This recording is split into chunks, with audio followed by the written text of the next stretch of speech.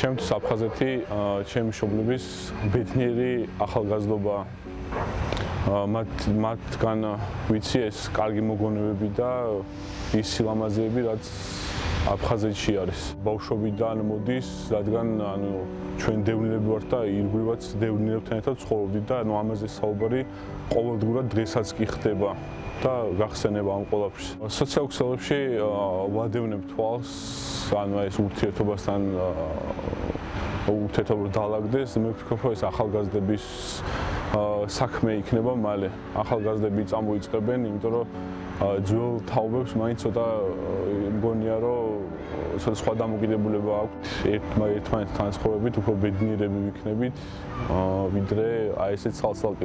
ამიტომ შევრიგდეთ და ვიცხოვროთ ერთად.